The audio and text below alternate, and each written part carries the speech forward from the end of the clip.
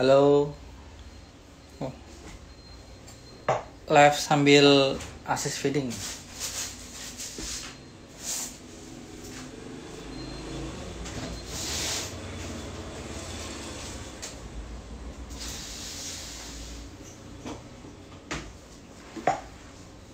Oh, basah.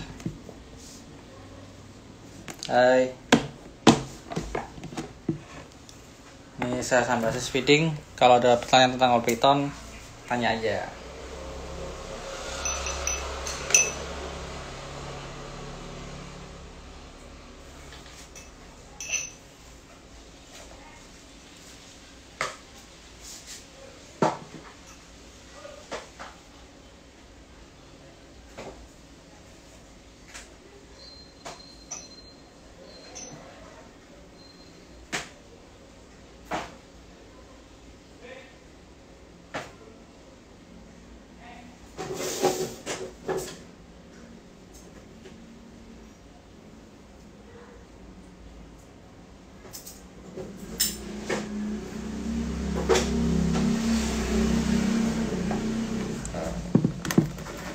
Kadang mau tanya tentang All Python, tanya aja. Ini saya sambil assist ya, assist feeding. Biar nggak nganggur. Nah, ganti kertas dulu, basah. Ini udah ditinggal dari pagi, tikusnya nggak dimakan, otomatis kan loncat-loncat, bikin korannya.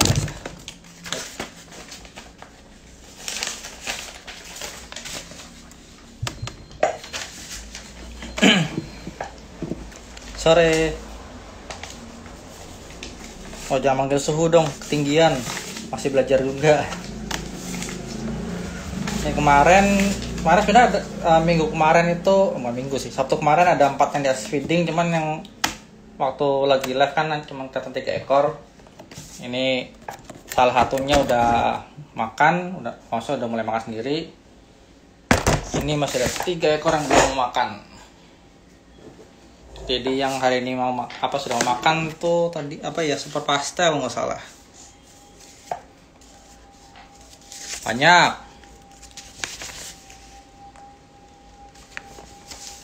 Oh, normal yang baru mau makan.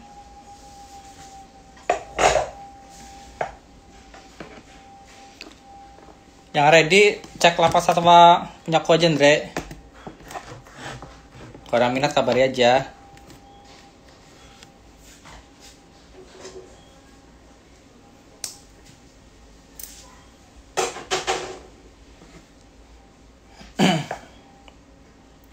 Asis gila. Ini PP cakep tapi makannya waduh, dari atas belum makan ini.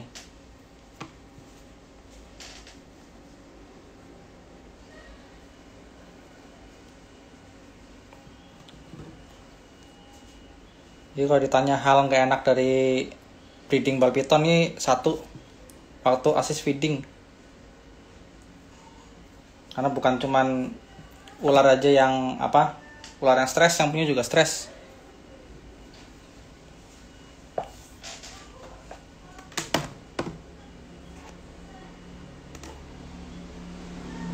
Yang mau tanya-tanya silahkan.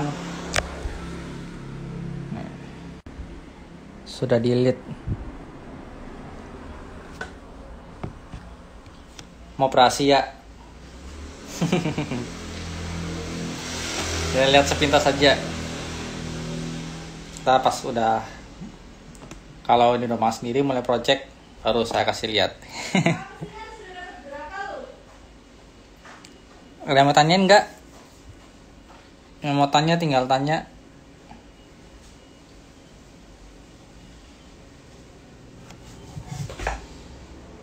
Ini satu. Oke. Pisahin dulu. Bentar ya.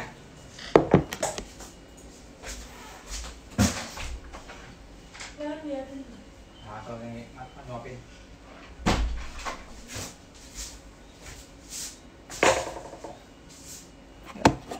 Ini langsung yang kedua, wah basah lagi.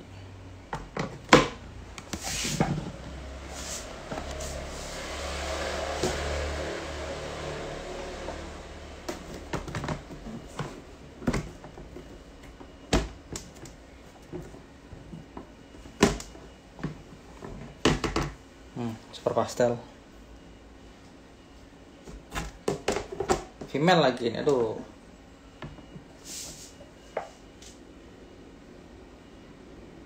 Nggak harus, karena untuk kelembaban sendiri di Indonesia itu masuknya tinggi ya, nggak kayak di negara 4 musim. Jadi sebenarnya kalau bukan di suhu dingin, gak usah di spray, nggak ada masalah. Yang penting alasnya aja jangan sembarangan ya. Koran atau kokopit oke, tapi kalau yang berbahan kardus atau karton sebaiknya jangan. Itu kurang bagus buat untuk set mantu setnya.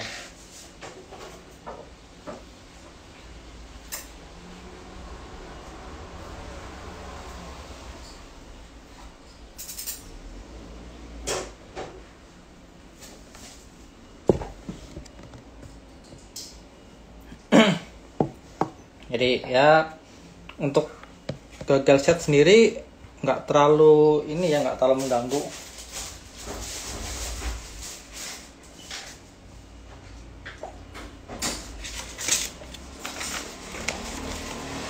Biasanya kalau saya ada yang gagal set, saya biarin dulu. Paling ya wadah air selalu ada, karena kan dengan begitu si ball python kalau butuh kelembaban lebih bisa langsung masuk ke tempat minumnya sendiri. Jadi nggak harus pakai spray segala. Ya mau di spray ya nggak masalah, cuman kalau saya sih nggak mau ribet gitu aja.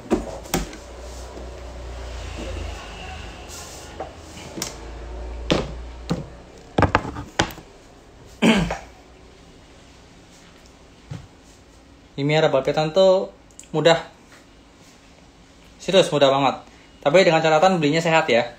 Kalau belinya bermasalah, ya kedepannya bakal bermasalah terus. Soalnya saya pertama kali miara itu 12-13 tahun lalu dan sampai sekarang masih ada. Jadi saya ada satu normal yang masih saya simpen.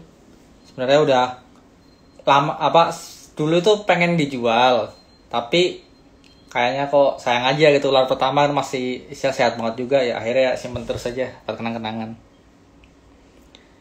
Kalau karpet kurang paham, yang jelas selama percobaan misalkan sampai set nggak ada masalah ya lanjutin aja, nggak apa-apa. Tapi kalau misalkan pas set kok nggak sempurna, ya sebaiknya diganti gitu aja. Jadi nggak usah terlalu takut buat mencoba alas lah ya, selama sudah cari informasi terlebih dahulu. Cuman kalau yang karpet gitu masalahnya cuma satu, malas nyucinya, udah gitu aja. Kalau kayak koran, kokopit kan kotoran buang, apalagi kalau kokopit gitu ya. Jadi cuman yang disirat kotoran aja, spot cleaning itu buang, ntar bersihin totalnya itu setelah set. Jadi mensimulasikan keadaan dia di alam itu lebih enak dibanding harus nyuci boxnya, nyuci tempat minum, nyuci alasnya lagi. Oke, kalau ada pertanyaan lagi tanyain aja.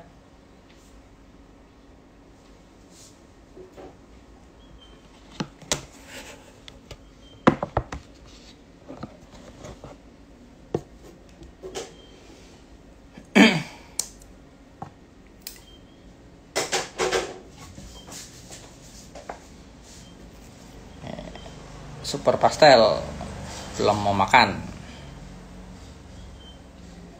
Badannya sih kenceng, cuman ya itu dia.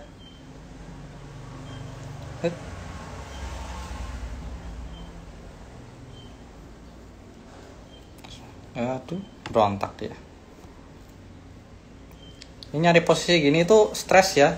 Stres buat saya sama buat ularnya.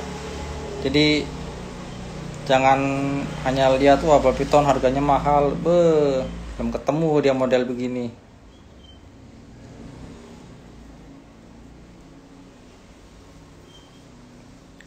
belum mengunci, agak masuk dulu ya. Sip. Tuh nggak mau delete. Taruh dulu. Oh, baru delete ya.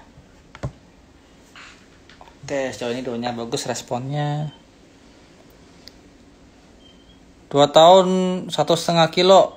Kalau saran mending selama di pairing coba sedikit di power feed 1 bulan. Jadi kalau pakai red itu selama 1 bulan itu jadi 4 kali makan ya. 4 kali makan kasih 2 ekor medium. Jadi cukup 1 bulan aja ya, jangan lebih. Karena kalau pakai red medium, power feed pakai red medium itu lebih dari 4 kali makan bakal obesitas. Hati-hati di situ. Jadi buat ngejar beratnya. Tapi kalau misalkan ular emang belum siap secara umur, sebaiknya jadi power feed. Repot kalau obesitas karena selain menyebabkan kemungkinan untuk sudden death atau tiba-tiba mati gitu ya, juga ada kemungkinan egg bending. Jadi egg bending itu bukan tanpa sebab. Jadi kok ada 2 kemungkinan untuk egg bending, bisa karena obesitas atau kurangan lemak. Jadi misalkan tadi udah 2 tahun beratnya masih agak kurang gitu ya. Nah itu kalau di pairing tanpa memperhatikan komposisi badannya, ya saat puasa dari awal sampai bertelur itu ujung-ujungnya akan kekurangan cadangan makanan. Akhirnya kurang tenaga buat ngeluarin telur dan telurnya nggak mau keluar gitu. Ya yang jadi masalah kan kita nggak bisa maksa si palpitan untuk makan ya. Jadi sekalinya mau makan, udah kita sampai badannya kencang proporsional baru stop. Lalu habis itu kembalikan ke jadwal makan seperti semula, ukurannya porsinya gitu ya. Jadi jangan kepanjangan waktu power feed. Kalau pakai red medium 2 ekor 4 kali makan cukup. Jangan sampai masuk minggu ke-5 ke-6 itu bisa tanda-tanda obesitas sudah kelihatan itu. Kalau usah makan ya baik lagi. Biasanya emang ada betina yang mudi. Kalau posturnya oke, kawin aja nggak apa-apa. Tapi di saat dia udah mau makan, ya misalnya minggu ini makan, oke, minggu berikutnya makan, responnya masih bagus atau tambah tinggi, kasih yang kedua, gitu.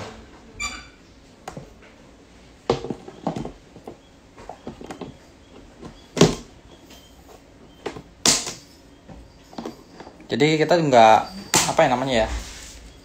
harus memperhatikan postur badannya juga. Jangan langsung ini udah umur sekian ini beratnya sekian, satuin habis itu kita nggak lakuin apa-apa.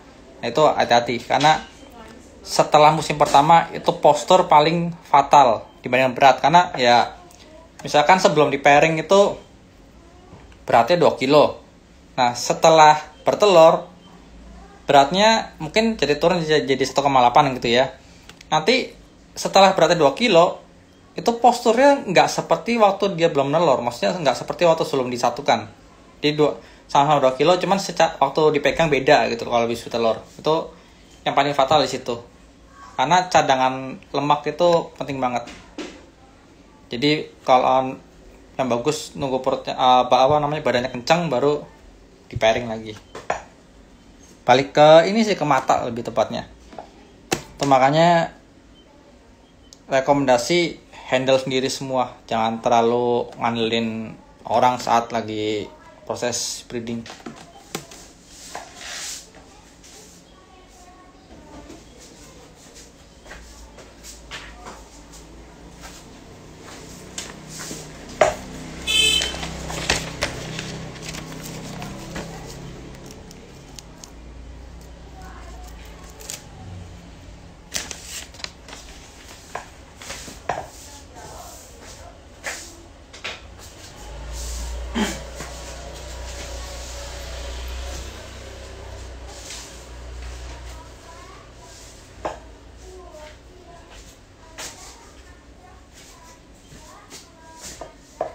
Ada pertanyaan lagi?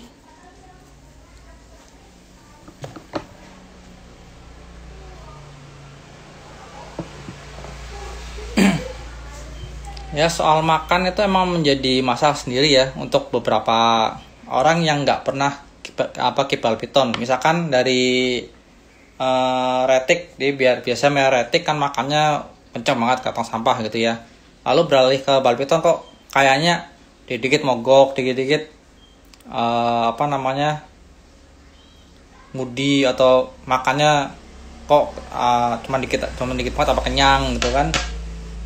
Masalah ada di situ sebenarnya. Tapi kalau misalkan dari kalau udah biasa gitu ya, udah enak. Ada berapa juga yang sempat nanya dia dari retik mau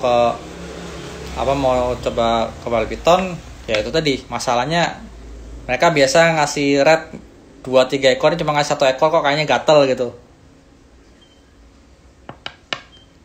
Tapi kalau untuk udah biasa di bal piton mah udah santai aja. Mau makan poso sehat ya udah biarin aja. Ntar juga kalau lapar makan sendiri gitu kan.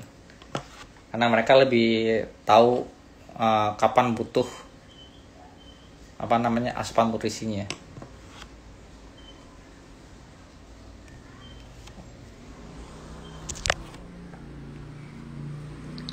Minum gandalan begini yang gak lama nih.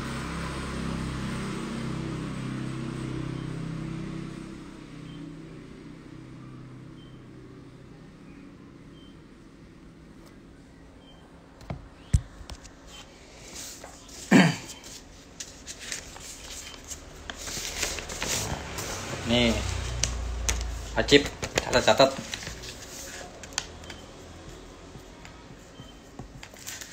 Biar tahu udah makan sendiri atau masih di asis, udah berapa kali atau berapa kali mogok, catatan ada semua. Jadi dalam proses breeding itu nggak cuman proses nyatukan jantan dengan betina habis itu bertelur gitu, enggak ya. Tapi selama proses juga kita harus ada pencatatan khusus supaya kita lebih paham momen sama ada dokumentasi. Karena kadang ada orang yang teliti kan, misalnya mau nanya indukannya apa aja, beratnya berapa, terakhir makan kapan, itu kan kalau nggak ada catatan bingung ntar. Kayak awal sih kalau nggak ada nggak pernah nyatat ya, pasti kasarnya ribet banget harus nyatet gitu. Tapi kalau udah biasa ya itu sangat memudahkan sekali.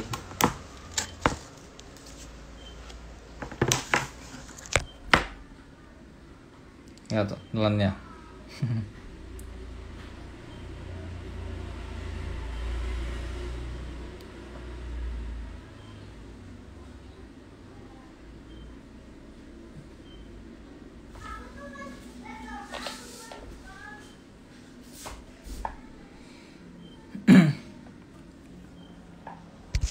Oke, ini yang kedua sudah beres.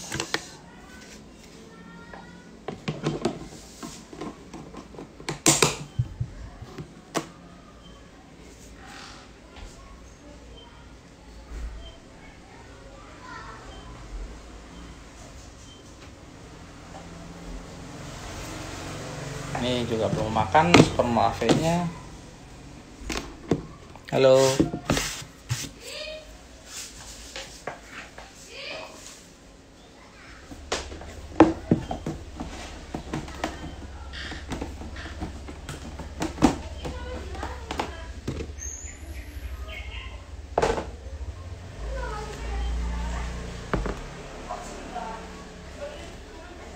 Ini kalau lagi akses feeding seperti ini emang boxnya nggak saya cuci bersih supaya masih ada bau-bau mangsanya.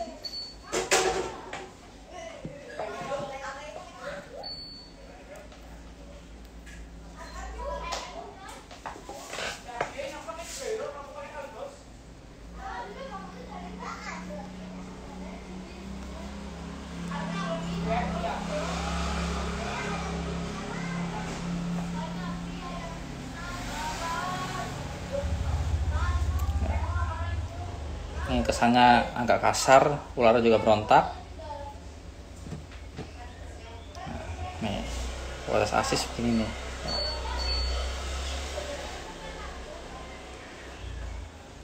Hit, ya bagus. Nah, langsung edit.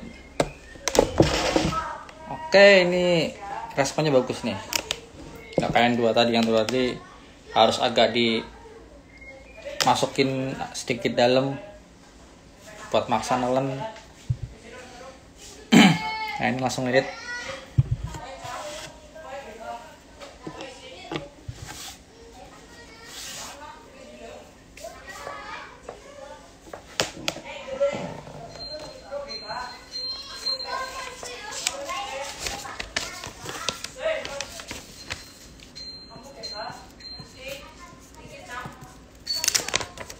Udah 3 kali di assist yang super Mave-nya ini.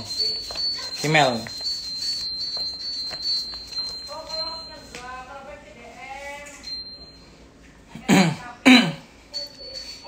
Jadi yang masih di assist tinggal tadi super pastel sama super Mave. Habis itu yang kemarin saya catat yang baru selesai set pertama itu mungkin kalau nggak ada masalah itu bawa ready sekitar bulan Maret. Sama itu yang udah mulai set lagi yang kelas terakhir.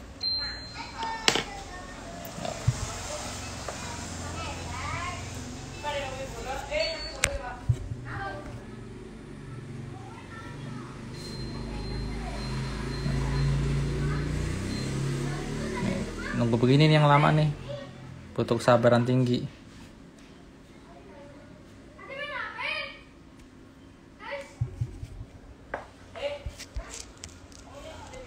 Nggak usah. Jadi gini, kondisinya seperti apa dulu? Kalau misalkan kondisinya itu si Balpiton sudah lolos makan, kalau misalkan dia nggak mau makan ya biarin aja. Berarti emang lagi nggak mau makan, entah mungkin lagi moody atau lagi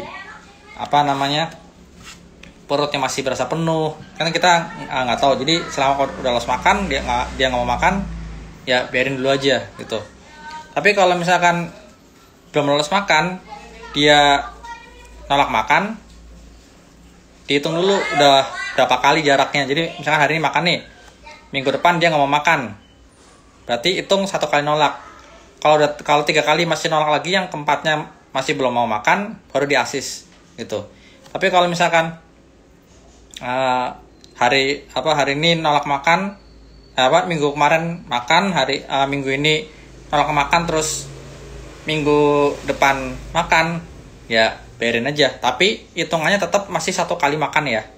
Karena kalau standar yang saya gunakan itu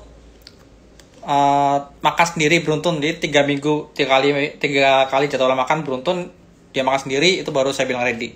Kalau ada bolong 1 kali makan tuh saya ulang lagi hitungannya sampai benar-benar dapat 3 kali beruntun tanpa assist.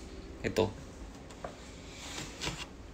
Ini patokannya 4 kali makan lah ya. Jadi yang makan keempat kalau belum mau makan baru di assist. Itu kalau hari ini di assist, misalkan minggu ini di assist, minggu depan juga kalau belum mau strike ya di assist lagi gitu. Tapi kalau misalkan minggu ini strike, minggu depan nggak mau makan, biarin dulu aja, kasih dia si Balpiton itu waktu gitu.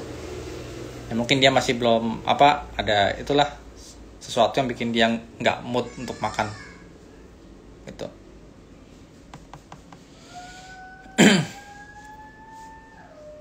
Gampang kan? Jadi nggak usah dibikin ribet.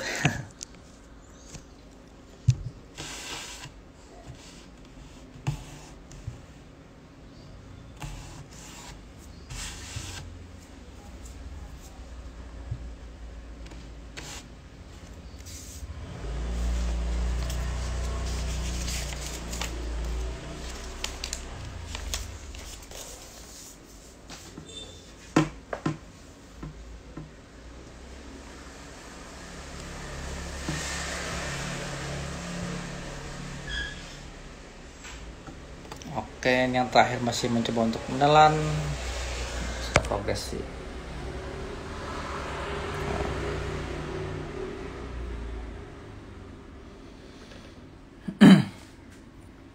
Sebenarnya dibandingkan Blue Eye Lucky Stick itu Super Mauve lebih cakep karena masih ada motifnya, masih berwarna lah.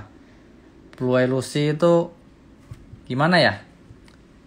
Ya putih polos aja. Mungkin buat pemula suka sama yang putih-putih gitu ya.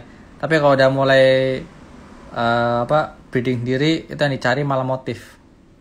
Bukan warna yang polos gitu. Kayak kebetulan Super Mauve ini dalam satu kelas saya dapat 2 ekor. Yang satu saya simpen, ini yang kemungkinan saya lepas. Bukan kemungkinan sih. Begitu lolos makan langsung saya pajang aja. Bedanya yang saya simpan itu lebih kotor, jadi ungunya sampai ke punggung-punggung. Kalau ini kan cuma bagian kepala aja. Kalau yang saya simpan sampai ke punggung ungunya. Ya, selera orang beda-beda. Cuman kalau untuk masalah breed ya gitulah. Lebih utamakan yang motif dibandingkan dengan yang polosan.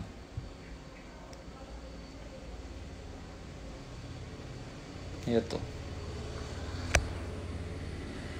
Makannya aja udah kayak takut mau diambil. Dilingkarin terus.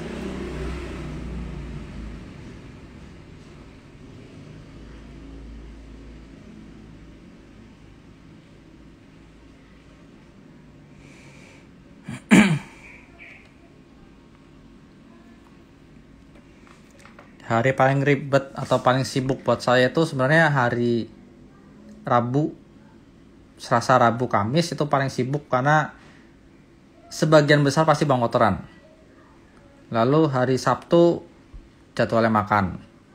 Hari Minggu bersihin kandang tikus. Ya namanya full time breeder ya. Jadi benar-benar semua saya mencoba untuk menghandle sendiri.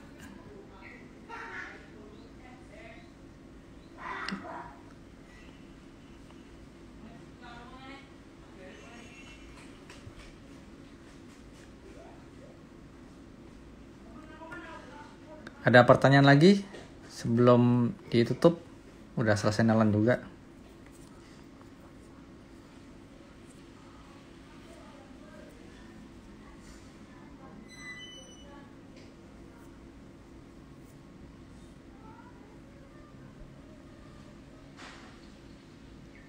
Lucu sih mukanya.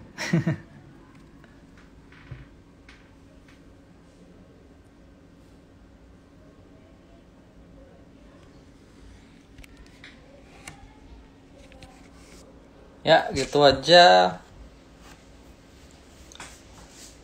Ntar kalau Sabtu depan kita lihat masih ada yang di-assist enggak. Kalau masih ada yang di-assist saya coba live lagi. Atau mungkin Rabu sama jam 3:30 juga kalau ada pertanyaan saya coba live. Kalau ada pertanyaan silakan tanya. Kalau nggak ada nanya ya saya langsung off. Ya, sampai jumpa. Ciao.